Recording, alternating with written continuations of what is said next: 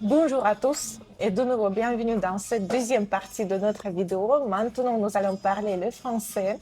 Je vous rappelle que de nouveau, c'est Zara qui est invitée aujourd'hui dans notre vidéo. Je vous présente de nouveau Zara qui vient de Madagascar. Elle vit à Moscou, en Russie. Elle vit en Russie depuis 1000. Je suis arrivée à Moscou l'année 1983. Voilà, et tout ce temps, elle vit en Russie. Plus que moi, je vis dans ce monde. Voilà, elle a beaucoup d'expérience en Russie. Elle a déjà fait des études à l'université. Elle a suivi comment dire, la formation pour étudier le russe. La première année, c'était juste pour étudier le russe. Non, Non? non, quand j'étais en première année. Oui, Non, en quand je suis première année. arrivée. Comment ça s'appelle? Oui, En français, on appelle ça on a comment? fait ça l'année préparatoire. Voilà, De l'année préparatoire où on apprend, Où on apprend. le russe. Voilà, tous Oui. les étrangers qui viennent et qui veulent continuer les études études, en Russie, exact. ils doivent Oui, oui. tout d'abord suivre les cours de russe à l'année préparatoire. Ouais. Voilà, un résumé. Zara a déjà sa maison à la campagne, dans la région de Rézagne. Oui. C'est juste un petit résumé en français. Voilà. Ok. Maintenant, nous allons continuer notre conversation en français. Nous avons déjà dit que, voilà, à Tver, tu as suivi ton année préparatoire. Ensuite, tu as commencé tes études à l'université, à l'institut à Moscou, À Moscou, oui. où tu as aussi rencontré ton mari. Oui.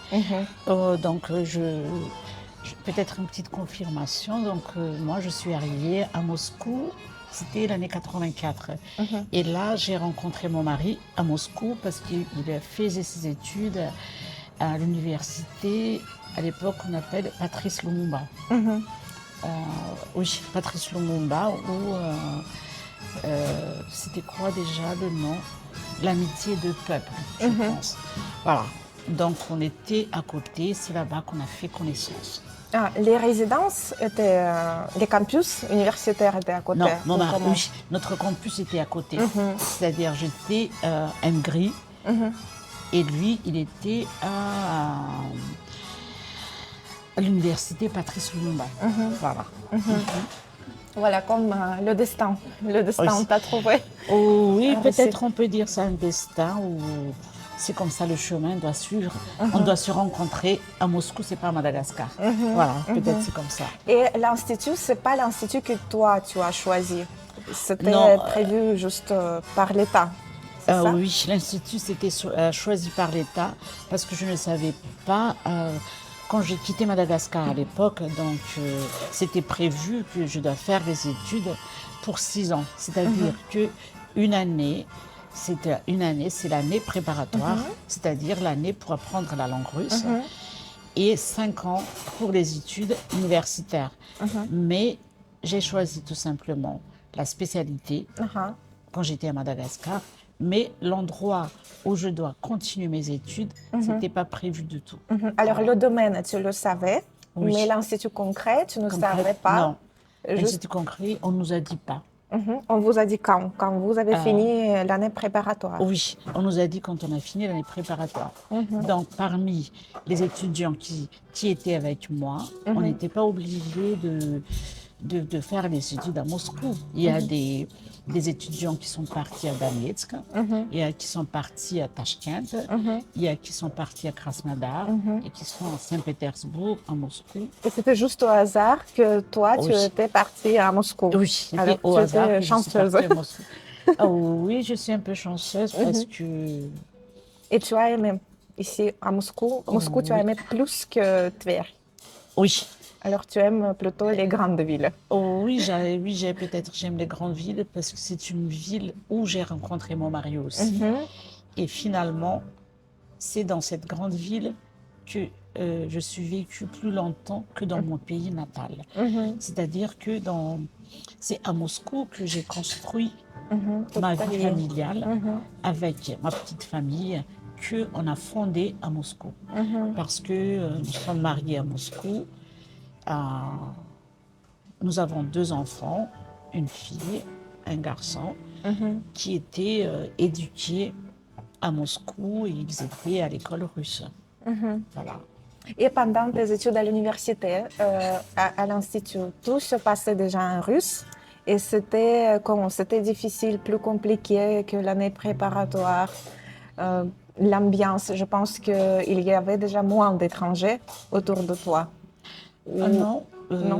non, je pense pas que c'était. Il n'y avait pas moins des étrangers parce qu'à cette époque-là, comme je vous ai raconté Mhm, en russe, qu'à cette époque-là, l'Union soviétique, ils avaient beaucoup de liens mhm, avec les pays sous-développés, mhm, c'est-à-dire, comme j'ai dit, mhm, continent Afrique, mhm, l'Amérique mhm, latine et l'Asie. Donc, à l'institut où j'y étais, il y avait beaucoup des étrangers mhm, encore, surtout il y avait beaucoup des Algériens. mhm, À l'université où j'étais, comme ma spécialité, je suis géologue en mhm, spécialité, donc il y avait des étrangers, mhm. mais Alors, assez de francophones parmi oui, il ces y avait des étrangers. francophones, oui, Mhm, donc il y avait des Algériens, mhm, il y avait des mhm, Africains, des Colombiens, des Népal, partout un mhm, peu, il y a presque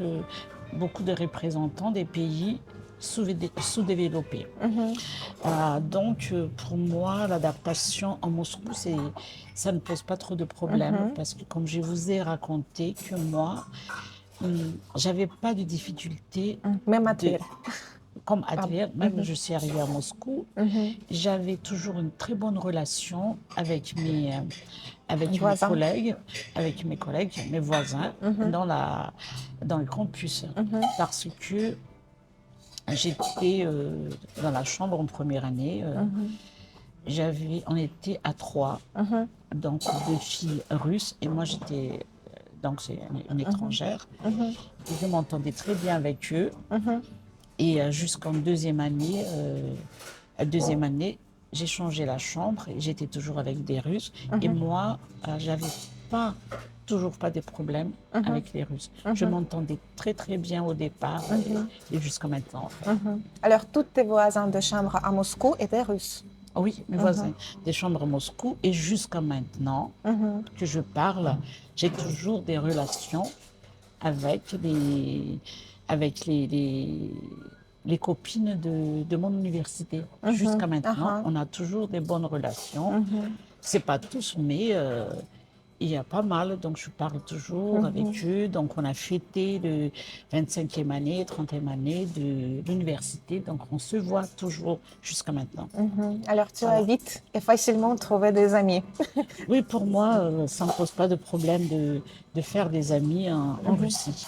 J'ai des copines à la campagne où je vis, j'ai des copines là-bas, des copines qui vont avec moi dans la forêt parce que moi, j'adore aller dans la forêt pour les champignons, les myrtilles, les fruits sauvages, ainsi de mhm, suite. Et j'ai des copines pour la bagna parce que je vis à la bagna. Donc, mhm. Parce que tu aimes la chaleur. oui, j'adore la chaleur et j'ai des copines à la campagne on s'entend très très très bien. Mhm, Et là maintenant, on va partir la fête du 1er mai, on va aller, on va se voir là-bas. mhm. Donc, Et tes amis de Madagascar, est-ce qu'ils viennent ici pour te voir ou non? à mes amis qui habitent à Madagascar, hein, Mhm, non, ils restent à Madagascar. mhm, Mais moi, quand je rentre à Madagascar, mhm. Tu les vois. donc j'arrive à Madagascar, j'ai toujours mes amis qui sont Mhm, là-bas, donc mhm, je m'adapte où je suis. mhm. Et au début, quand tu es parti en Russie, quelle était leur réaction de tes amis? Mes amis à Madagascar, Dan.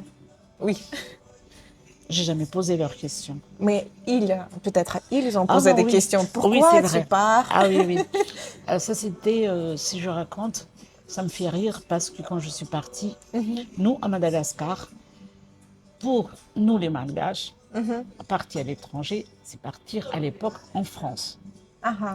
Comme notre pays, c'était colonisé par les Mhm, Français, mhm, donc tu quittes Madagascar, tu vas aller en France. mhm. Automatiquement, on Oui, pense comme ça. c'est ça, on pense comme ça. Mhm, Mais en fait, à cette époque, les gens qui partent en Russie, ils n'ont pas mis trop des valeurs, c'est-à-dire que les gens ne font pas trop d'attention avec les ressortissants ou bien les gens qui ont vécu, qui étaient vécus en Russie. Donc, on me pose des questions un peu ironiques, des fois, ironiques. Par exemple.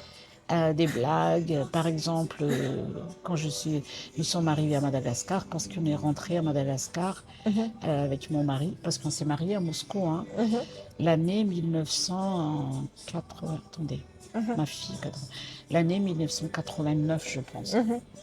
C'est notre première année contre Madagascar. Et avec un peu ironique, hein, comme des blagues. Comment ça va ta Russie? Comment ça va la soviétique? Tu vois? Donc, pour dire que t'es pas une personne qui quitte le pays pour aller dans un pays qu'on adore. Donc, c'était pas célèbre. Je sais pas comment on dit ça. Donc, il y a un peu ça. Mais moi, j'ai jamais, de mon côté, quand j'ai expliqué, j'étais toujours fière de montrer que je suis en Union soviétique. C'est vraiment, la Russie nous a appris de vivre, de combattre la vie, parce que c'était, si je veux dire que c'était un pays, pour dire franchement, donc dans le continent, c'est un peu mal visé. Les gens, ils comprennent mal de ce pays. Même les gens qui n'a pas jamais mis ses pieds dans ce pays, ils peuvent dire qu'ici, il y a ça, il y a ça. Mais beaucoup de gens ils ne comprennent pas c'est quoi le pays. Tu parles des gens de Madagascar. En fait, partout. Les étrangers. Les étrangers, je veux dire. Oui, voilà. Oui, et les étrangers.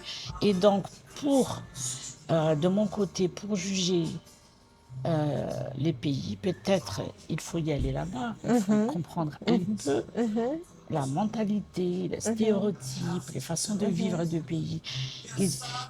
Ils sont vécus de quoi ce peuple? Il faut savoir l'histoire pour dire. Et c'est ça que j'ai bien compris que c'est pas facile pour les Russes de montrer comment ils sont en fait de vrai. Et aussi, il y a aussi un peu de mon côté la contradiction parce que les peuples russes pensent que ailleurs, la vie ailleurs, c'est meilleur. Et après, donc, après le perestroïka, il y avait la liberté, comme on peut dire la liberté sauvage, je veux dire. Et les Russes, ils ont le droit de partir. Et là, petit à petit, ils commencent à comprendre. Donc, il y a des côtés... il y a des côtés positifs, négatifs. Donc la liberté, il faut avoir cette liberté, que le peuple comprenne, qu'ils peuvent se différencier entre la nation, comment est ton pays. Et c'est ça, je pense que ça change un peu la vision des Russes. Parce qu'ils commencent à comprendre que son pays... Et c'est ça, c'est l'amour de peuple, qu'il commence à avoir cet amour de son peuple, parce qu'il a vu quelque chose d'autre, différent. Ils font la comparaison, parce qu'au départ, les Russes pensent que voyager en Europe, c'est vraiment top. Donc, c'est vrai que les peuples, ils étaient isolés. On a dans cette liberté un peu sauvage. Il y avait des moments, il faut attendre qu'ils commencent à réaliser ce qu'il voit, petit à petit la comparaison. Et c'est ça ce qu'il commence à voir, l'amour de son patrie. Parce qu'il a compris qu'on est un peu bizarre parce qu'ils arrivent en Europe, tous les Européens ils rigolent. C'était vrai, hein? Parce qu'il y avait l'argent, je me souviens très très bien de l'histoire, que seulement les Russes qui peuvent apporter de l'argent dans le sac pour acheter une voiture. Que ça n'existait pas déjà avant qu'il y avait des cartes. Mais c'est pas grave. Mais ils apprennent petit à petit, à partir de ça, de mettre les pieds sur terre, C'est comme les Russes ne connaissaient pas beaucoup de choses sur les étrangers. Et les étrangers aussi ne connaissaient pas grand-chose sur la Russie. Voilà. Revenons au moment où tu devais partir. Où tu devais partir de Madagascar et tes amis et ta famille. La réaction. Tu me racontes que voilà, les amis ont posé des questions, ils rigolaient quand tu es retourné déjà. Ouais. pas dans ta pause. Oui. Mais au début, avant de partir pour la première fois en Pour la Russie, première fois en quand Russie. tu as annoncé à tes amis et à ta famille que voilà, j'ai décidé d'y aller, qu'est-ce qu'on a dit? Non, en fait, j'étais encore très très jeune et j'ai jamais posé peut-être la question à mes amis. Je suis partie, je suis partie. Et dans ma famille, parce que pour venir en Russie, c'est pas mes parents, ils n'ont pas fait une négociation, c'est moi-même, parce que j'étais dans une parti politique, un peu comme à l'époque comme les Komsomol en Russie. Donc j'ai fait beaucoup des activités très très jeunes et je savais qu'il faut faire des demandes. Donc j'ai fait ça comme ça et je suis partie et j'ai pas posé même pas l'avis de mes parents. Tu Parce as que juste j'ai annoncé que c'est ta annoncé que je décision. pars, c'est ma Et même décision. quand tu posais la demande, tu n'as Non, pas, j'ai tu pas n'as dit. pas demandé. Non, tout ça c'était une surprise pour moi. J'ai pas dit à mes parents, j'ai pas dit à personne. J'ai fait tout simplement et je suis partie. Et personne ne t'a jugé en ce moment-là. Même j'avais pas le temps de penser aux Ah, autres. Donc j'avais pas dans ma tête que ah. je vais écouter les avis des Mais autres. parfois, on ne veut pas écouter, mais les gens, ils disent son opinion. Mais j'ai pas fait même attention qu'ils disent leur opinion. Donc je suis partie et, Et et voilà, voilà. la décision, c'est Voilà, à toi. la décision est prise, donc je pars et voilà. Et Et pendant tout ce temps que tu vis en Russie, est-ce que tu avais parfois des hésitations, que peut-être tu as mal fait, peut-être tu as pris une mauvaise décision? non, Non, jamais. non, jamais. C'est parce que mon mari, il a, à l'époque, il voulait rentrer, vraiment. Et moi, j'ai dit à mon mari, non, on reste ici parce que c'est ici qu'on a fait les enfants. On s'est mariés ici. Et nous, on rentre à Madagascar. T'as pas de travail, j'ai pas de travail. On va les vivre où? Quand tu as fini l'université, tu savais déjà que tu vas rester en Russie parce que tu as déjà trouvé ton mari, c'est ça? Ton futur mari.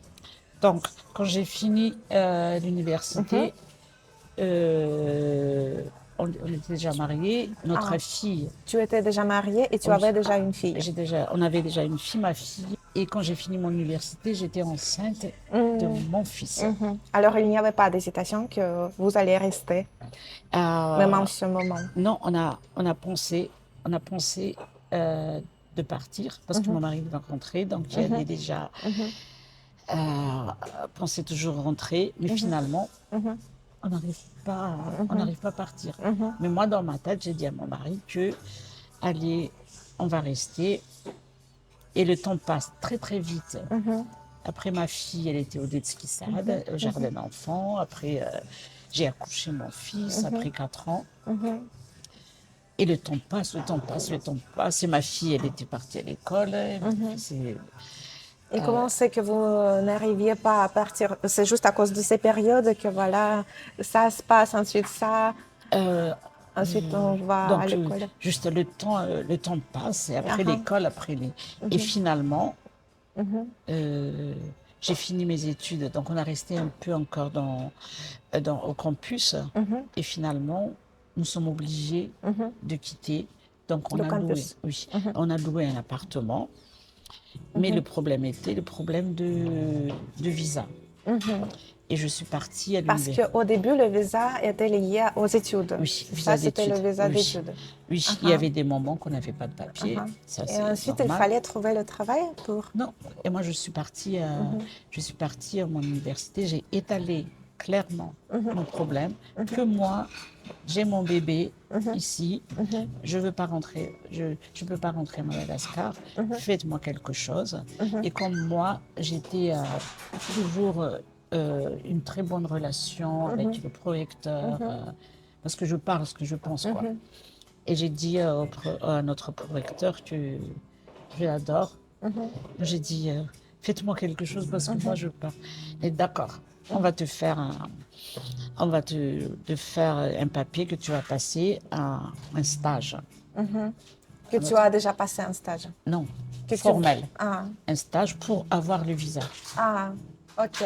Donc- C'est le papier qui dit que tu vas passer un stage. Et pour le stage, tu dois rester en Russie. Oui, et le temps passe, le temps passe, le temps passe. Je ne sais pas qu'est-ce qui...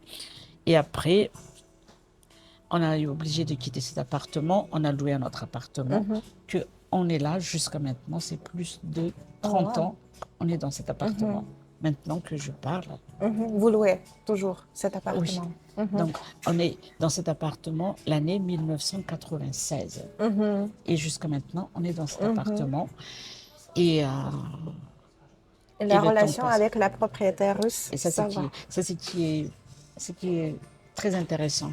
Parce que le propriétaire, le premier propriétaire de cet appartement, on a des très très bonnes relations. Il ressemble beaucoup à mon père. Ça, c'est incroyable, mais ça, c'était vrai. Hein. Même date de naissance, en fait, il nous adorait beaucoup. C'est le premier. Le premier, oui. Alors, c'est Et- déjà le propriétaire qui était changé pour l'appartement. Mais en fait, l'appartement était vendu avec nous. Oui, voilà ce que je Donc, dois. la propriétaire qui est maintenant, elle n'a jamais vécu là-bas, mais nous sommes toujours là, on ne bouge pas. Et finalement, cette propriétaire qui est maintenant, on est très très bonne relation. On dirait qu'on est sont des familles. On peut dire que, je ne sais pas si on loue, mais on est comme des familles.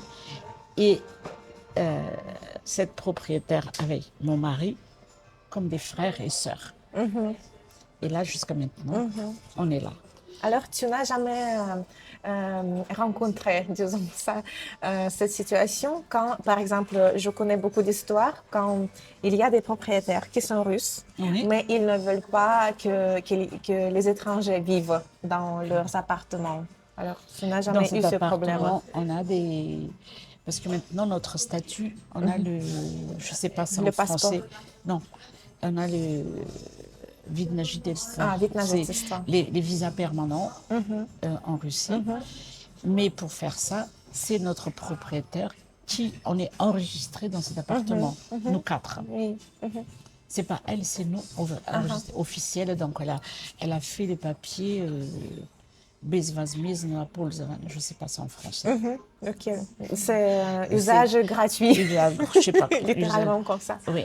Voilà, donc ça existe. On s'entend très très bien avec ce propriétaire. Et c'est comme- en quel moment tu as décidé d'acheter, tu as acheté la maison à Rязань, dans Oui. la région de Rязань? Oui, on a acheté la maison des Ça fait raisins longtemps et- déjà? Oui, c'est presque 20 ans. 20 ans. Oui, 20 ans qu'on Mais a acheté. dès le début, tu as acheté juste pour avoir la maison à la campagne. Tu ne voulais pas y vivre. Non, le but de cette maison à la campagne, c'est que comme nous, les enfants grandissent, mais nous, on n'a pas le moyen de partir en vacances. Parce que à partir en vacances, on n'a pas assez de moyens de partir en vacances, profiter l'été, par exemple, comme ici, que 2 mois.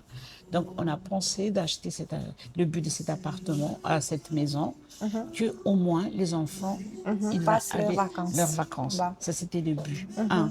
Deuxième but pour acheter cet appartement aussi, Maison. que cette maison, que comme notre fils, il reste à Moscou, on ne sait jamais son avenir. Peut-être il va se marier avec une Russe, mais nous ne voulons pas qu'il reste. Nous, si on part tôt ou tard, on quitte la Russie Que le fils ait quelque et on ne chose. sait pas son avenir. Au moins, il a quelque chose. Il a des comment on dit ça? C'est pas un investissement. Il a des Le logement. logements au moins dans le pays où il va vivre, mais on ne sait pas. Donc, on a fait cette maison. Troisième chose aussi, pourquoi on a décidé, comme mes enfants, ils sont nés en Russie, c'est-à-dire pour eux, ils veulent ou ils ne veulent pas, c'est comme son pays natal. Donc on ne sait jamais, peut-être le souvenir de l'avenir de la vie, qu'au moins c'est son pays natal qu'ils ont vécu, ils ont vécu ici, leur vie commence ici. Donc c'est pour ça, c'est le but qu'on achète cette maison. Sauf Rязань, Moscou et Tver. Quelle ville encore tu as déjà visité? J'étais bien sûr à Saint-Pétersbourg. J'étais déjà au Krasnodar. Donc on a commencé déjà le Zalato Koltso, l'anneau d'or. Tout ça, c'était pour c'était les visites touristiques, c'est Oui, ça? c'est des visites découvertes, tout. Et j'étais déjà à Machkala. J'ai passé Makhachkala? oui, j'ai passé mon stage là-bas quand j'étais étudiante. Euh, voilà. Donc, Et quelle ville tu aimes le plus parmi toutes ces villes? de la Russie, Oui. euh, j'aime beaucoup la campagne où je suis. La campagne La campagne, ou j'adore. ta maison Oui, ouais, se ma trouve? maison, j'adore. Et j'aime beaucoup aussi de faire des visites, l'Anneau d'Or. On visite, j'adore. Saint-Pétersbourg, j'adore aussi. Mais c'est que j'aime pas trop le temps là-bas, c'est très humide. Voilà. Alors, c'est le climat que tu n'aimes C'est que pas oui. à Saint-Pétersbourg. Mais en fait, mais les gens, j'adore. Les gens là-bas, ils sont accueillants, ils sont Plus accueillant adorables. qu'ici. Plus, oui, je peux dire la Voilà ce vérité. que je dis chaque fois, Ah oui, ça, je peux mais dire la personne ne me vérité. croit. Non, ça c'est vrai, ça c'est vrai. Plus accueillant, cultivé, plus avoir un peu l'âme et l'humour. Voilà, c'est ça. Et je pense qu'ils sont plus habitués aux touristes. Aux touristes, Oui, oui. et aux étrangers aussi. Oui, Ils sont plus ouverts ils pour sont ça. plus ouverts pour ça. Mais Moscou aussi, ça commence petit à petit, hein. Mais comme la Russie, c'est un mégapolis, donc il Et faut... est-ce que tu as remarqué que le rythme est différent à Moscou et à Saint-Pétersbourg? Oui, oui, il y a beaucoup de différences. Il y a Voilà beaucoup de pourquoi les gens différences. sont plus relaxés, disons, Relaxé, plus ouais. calmes. Ouais. Mais Voilà. c'est vrai que ça, c'est la mégapolis. Il y a beaucoup de gens qui viennent dans le coin du monde, dans le coin de l'Union soviétique. Donc, il y a beaucoup de cultures. Il y a beaucoup de cultures qui s'implantent à Moscou. Donc, voilà. Imaginons maintenant un spectateur qui nous regarde maintenant depuis l'étranger, je ne sais pas, peut-être la France, n'importe Ouais. quel pays, et qui pense à aller en Russie. Quelle ville tu conseilles de visiter premièrement? Donc, c'est à cette occasion, bien sûr, il faut visiter Moscou, parce que à Moscou, il y a beaucoup de changements. Donc, il faut Mais avoir. imaginons qu'il n'a jamais été en Russie. Oui, donc il faut voir, il y a pas mal de choses à visiter à Moscou, des musées, beaucoup d'histoires, histoire, il y a beaucoup de musées à Moscou. Et aussi, il ne faut pas rater de regarder les spectacles, le ballet par exemple de Bolchoï. Et deuxième visite, il faut aller à Saint-Pètre, comme tous les touristes. Mais c'est que je recommande aux Russes aussi, parce que ces deux endroits, ils viennent ici pour. Mais il faut y aller aussi dans un village, dans un village pour voir la réalité, comment les Russes vivent, comment les Russes ils vous accueillent. Est-ce que tu es d'accord que pour comprendre la culture russe en général, il faut vraiment voir obligatoirement les villes qui sont beaucoup plus petites que Moscou Oui. et Saint-Pétersbourg? Il faut vraiment il faut voir la réalité. Parce que la campagne où je suis, c'est pas C'est je suis différent. seule. Il y a dans cette campagne qui est 300 km de Moscou, il y a une famille française qui a une maison là-bas. Ça, c'est une Irène Como, tout le monde le connaît, hein. Tout le monde connaît peut-être, c'est pas tout le monde. C'est une personne qui travaillait beaucoup de temps à Moscou. Il y a aussi pas mal des étrangers qui sont là-bas. Et c'est très, très intéressant de voir la ville Kassimov. La ville Kassimov, il y a beaucoup de choses très intéressantes parce qu'en Russie, même des petits villages, il y a toujours des choses à regarder, quoi. Voilà. Ok. Et aussi pour les étrangers qui veulent apprendre le russe, mais qui pensent que c'est hyper compliqué. Quel conseil tu peux donner à ceux qui rêvent, mais qui pensent que c'est impossible? Voilà, ton exemple montre que c'est possible. Mais tu as étudié le russe, je pense, dans les conditions qui t'obligeaient plutôt. Qui t'obligeaient. Tu n'avais pas le choix de ne pas parler le russe. Non, Mais tout est possible. Il n'y a pas de choses impossibles. Il faut avoir la motivation. Il faut avoir la motivation, la volonté. Et il faut lutter contre le négatif que c'est pas possible. Tout est possible. La volonté, et c'est ça qui compte. Qui compte. Qu'est-ce qui était le plus dur dans ton apprentissage du russe? Peut-être quel La sujet, langue. oui, ou peut-être la communication avec les gens, peut-être la grammaire, tout ça, ça va dans les cahiers, mais dans la vie réelle, c'était compliqué. Il faut parler, il faut dialoguer, il ne faut pas avoir la peur. Et il ne faut pas penser que je n'arrive pas, c'est difficile. Toutes les langues sont difficiles, mais ça dépend de la personne. C'est la volonté qui compte. C'est la volonté. Et tu m'as raconté déjà que pendant ton année préparatoire, si vous tous, vous avez étudié un sujet, tout le monde pratique tout de suite ce Voilà, sujet. il faut Même si pratiquer. c'est un petit sujet, Un juste petit une sujet, question oui. et une réponse, vous commenciez à pratiquer Oui. tout de suite. Il faut aller petit à petit, pas à pas, et toujours penser le résultat final. Il faut jamais penser négativement dans la tête que j'arrive pas, je ne veux pas les faire. C'est la volonté. Donc il faut faire tous les moyens. Il faut appliquer tous les moyens pour apprendre la langue. Parler, lire, répéter, articuler. Donc vivre avec quoi. C'est ça. Est-ce que tu as eu des situations quand, par exemple, tu parlais déjà russe avec un russe, mais il y avait malentendu à cause de ce que tu as mal dit quelque chose peut-être. Il y avait juste un malentendu que tu veux dire ça, mais ils te comprennent autrement. Oui, bien sûr, il y a ça. Mais peux-tu confirmer que les Russes, normalement, ils ne jugent pas pour Non. tes fautes en russe? C'est ça ce qui est très positif de la Russie. La Russie, les Russes ne jugent pas du tout. Au contraire, il va te monter le moral. Oh, ça va aller, c'est normal, c'est normal. Et ils s'intéressent plutôt à ta culture. Si les Russes comprennent que tu ne viens pas de Russie, Oui, ils commencent à poser des questions, ils s'intéressent. Ils s'intéressent, ils te respectent, ils acceptent.